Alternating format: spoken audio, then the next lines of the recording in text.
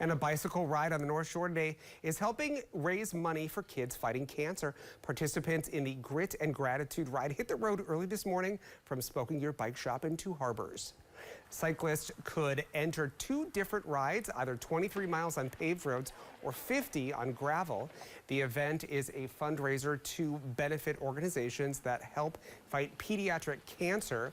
Now, the effort was founded by Heather Buchholz, whose daughter Lily battled stage 4 liver cancer when she was just 15 months old. This year marks 5 years since Lily has been in remission. Today, more than 100 riders took part. It's incredible. Yeah, it's just really amazing that there's so many people willing to give their Sunday to this, to participate. And we also have the silent auction, which raises also a lot of money. So even if people aren't bike riders, they can participate in the silent auction and donate that way. Now, you may have noticed some people wearing pink tutus during the ride. Organizers say when Lily was fighting cancer, putting on a tutu used to bring her joy. Now, proceeds from the fundraiser go to the Ronald McDonald Charities, the Dragonfly Foundation, Northern Lights Foundations, and Hepatoblastoma Research.